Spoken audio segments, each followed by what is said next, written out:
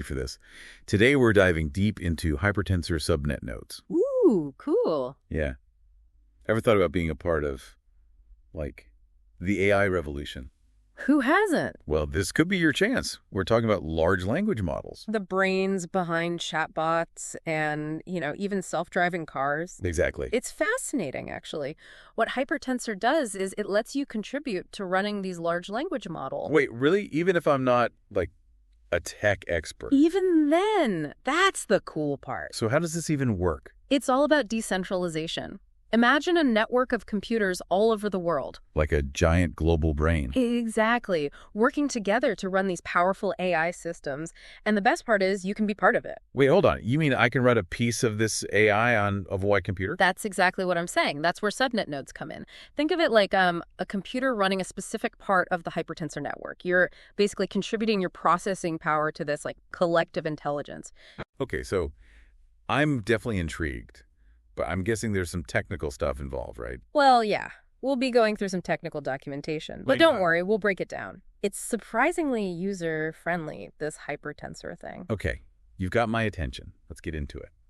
What's the first thing I need to do to, become part of this AI network?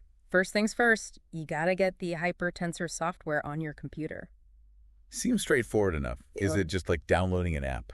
It's a little bit more than that, but the documentation walks you through it. Basically, you have to clone their repository. Clone? What's that? Think of a repository as like a central hub where the software code is stored. Cloning just means creating a copy on your computer so you can work with it. Okay, I think I get it. So I've got the software. Now, do I need to be like a crypto expert or something to get involved? Not at all. Actually, Hypertensor makes it really easy, even if you're new to crypto. They let you use pre-generated test accounts with balances already there. You can skip the whole wallet creation thing. Seriously. So I can skip all that complicated crypto stuff. Yep. There are 100 of these test accounts ready to go. Hold on, only 100. What happens when they run out? Well, it's meant to be like a trial run. Get a feel for the network without spending any real money. If they do run out, then you'd have to set up your own wallet. So it's like a free trial for the AI network. I like it. Okay, let's say I snag one of these test accounts. What's the next step? Next, you've got to configure your node. Configuration. That sounds kind of intimidating. It's not that bad, trust me. One important thing is to make sure you have peers listed in your configuration. Peers. Like other people on the network. Exactly. There are other nodes that yours will communicate with. That's how this whole decentralized system stays connected. They share information. Gotcha.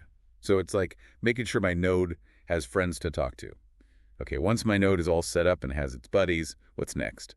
How do I become a hypertensor master? Now, for the exciting part running your subnet validator node, there are 4 main steps. Okay, hit me with them. First, you generate a key pair. Think of it like creating a digital ID for your node within the Hypertensor subnet. So like a passport for my node? Exactly. This is where that ed255y9 private key comes in. Ed what now? It's just a type of cryptographic key. It makes sure your node's secure and proves its identity. Okay. But explain it like I'm five. Why is this key so important? Well, imagine it like a key to your house, right? You wouldn't want just anyone to have it. Same goes for your private key. Keep it safe, keep it secret, because it gives you access to your node and any funds you have on the network. All right, security is key. No pun intended. Yeah. So key pairs generated. What's step 2 in this whole process? Second step is registering your node on the Hypertensor blockchain. This tells the network, hey, I'm here, ready to join the party. Like officially joining the AI party with my node as my +1. Exactly. And to register, you got to stake some of your balance. What does that mean? Think of it like a security deposit. Shows you're serious about running your node honestly. Okay, so it's not just about signing up. It's about having some skin in the game. What if something happens, though? Like my node crashes or something. Do I lose my stake? That's a good question. We'll get to those safety measures later. And what happens if you need to leave the network? For now, let's focus on these steps. Okay, that makes sense. So I'm registered, my stake is in place. What happens next? Step 3 is starting your validator node. That means actually running the software on your computer so it can participate in the subnet. Okay, so things are getting real now. My node's officially online, part of the network. Right. It's talking to other nodes, validating transactions, keeping the whole Hypertensor network healthy and secure. Wow. So it's doing its part to keep that AI brain functioning smoothly. What's the final step? Last one is activating your subnet node. What does activating actually do? Well, it's basically proving to the network that you're registered and that you've got that chosen large language model, the one you want to contribute to, loaded up and ready to go. Like a final check to make sure everything's in order before my node joins the AI brain trust. You got it. It's your node saying, I'm here, I'm ready, let's get to work. This is pretty awesome, I gotta say. All these steps seem pretty straightforward. Oh, and it gets even better. Hypertensor has a shortcut. There's this command just called add, and it combines the registration and activation steps into one. That's cool. Definitely makes it more user-friendly, takes away some of that fear factor, Definitely. They've really thought about how to make this accessible. Yeah. So we covered generating the key pair, registering, starting, and activating the node with that handy shortcut for the last two. 4 steps down. Now, I'm curious about what you mentioned before about when things go wrong. Like, what are the safety measures? You're right. Let's talk about that. What happens if your internet goes out? Or your computer crashes? Or maybe you just need to take a break from running your node. Hypertensor has you covered. Ooh, interesting. Let's dive into that safety net. Let's say, your internet just cuts out unexpectedly. Oh, yeah. Not good when your node's supposed to be online, right? Exactly. That's where this deactivate feature comes in handy. You can temporarily deactivate, just to avoid penalties. Penalties for my internet going out. Yeah, or power failures even. Yeah. Or if you need to, do some maintenance on your computer, you don't want to be penalized for that. So it's like hitting pause. Does that mean I get my stake back during that downtime? Not quite. Your stake stays on the network, but you're safe from any negative consequences for being offline, like a safety valve, I like it. Gives you some peace of mind. What if I decide I want to leave the network entirely, though? Can I just, unplug my computer? Not exactly, but leaving is pretty easy. You unregister your node from the blockchain. And that does what? That takes your node off the network, and then you can reclaim your stake. After that, you can stop the server software. So it's like checking out of a hotel. You return the key, you're free to go. That's pretty straightforward. This is all super interesting, but zoom out for a second with me. Why would I even want to run a node? What's the point of this whole hypertensor thing? That's the big question, isn't it? And it's not just about the techie stuff. It's about being part of something much bigger. Think about it. You're helping to develop these powerful AI technologies, ones that could, change the world. Okay, that sounds pretty big picture.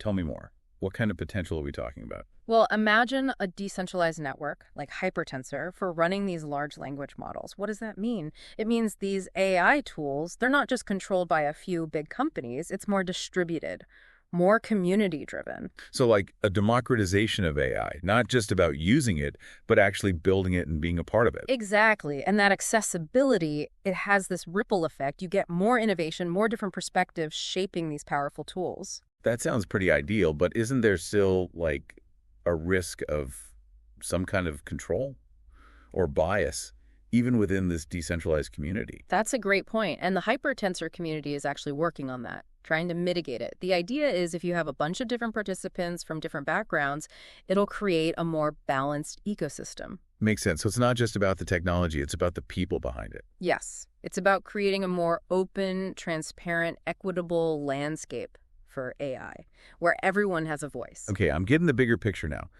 This isn't just about running some software. It's about being part of a movement. That's right. And it's not all sunshine and roses either. There are challenges. Running a node, you need some technical know-how, and you got to be okay with some inherent risks. Decentralized systems, Right. It's not just set it and forget it.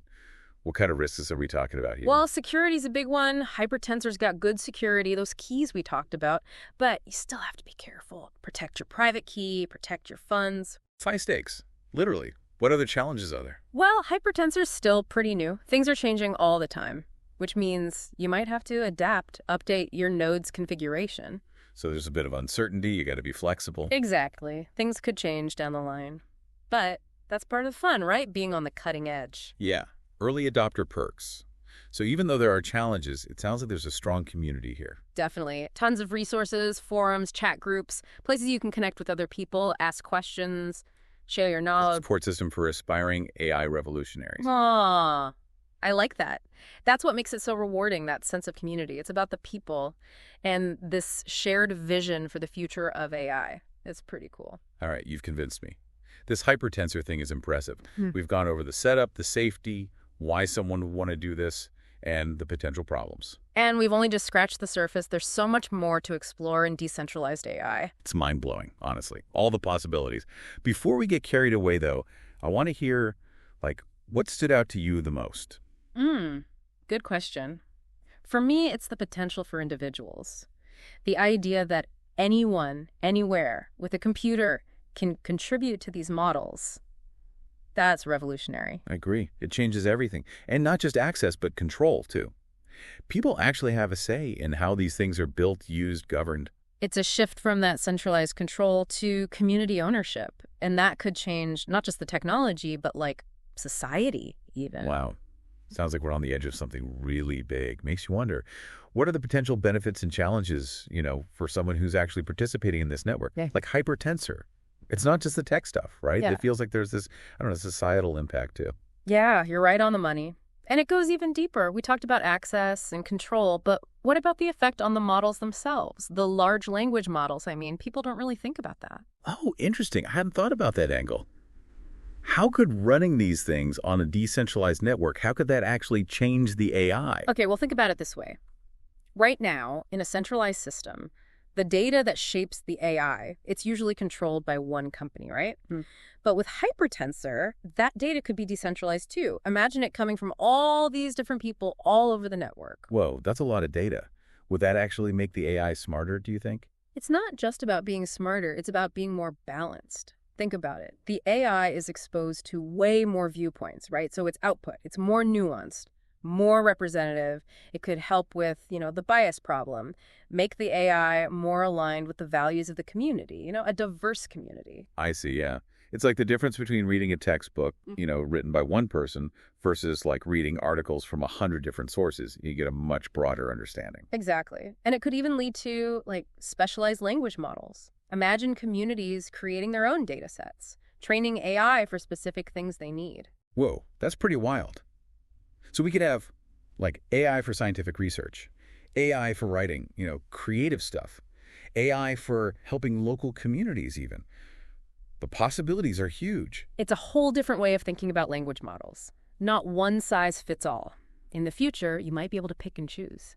Find the AI that's perfect for what you need, the one that aligns with your values. This is blowing my mind. So we're not just talking about how to run AI, but how it evolves. All because of this community. This is amazing. It shows you that technology isn't static, right? The people who use it, they shape it. The environment shapes it. That's what's so exciting about this, about Hypertensor. It gives people that power to be a part of that. I started this thinking I was just going to learn about some tech stuff. But this has been a real eye-opener. It's bigger than just lines of code. I'm glad to hear that. It's easy to get caught up in the technical side. But tech is just a tool, right? It should serve us. And Hypertensor, it's showing us what's possible when you use technology to help people, individuals, communities. Well said. Okay, so as we wrap up our deep dive into Hypertensor and these subnet nodes, I want to leave our listeners with one last thought. Let's hear it. We've talked about all the technical parts, the good stuff, the challenges. But at the end of the day, whether or not someone joins this, it's a personal decision. Absolutely. It's about figuring out if this fits with your values, with what you want to do. Exactly. But no matter what you decide, I hope this conversation has, maybe sparked something. Made you want to explore this decentralized AI world a bit more. Think about the role you could play. The future of AI, it's being written right now. Everyone has a chance to contribute. So keep exploring, keep asking questions, and never stop pushing those boundaries. Who knows? Maybe you'll be the one to unlock the next big thing. Until next time, keep diving deep.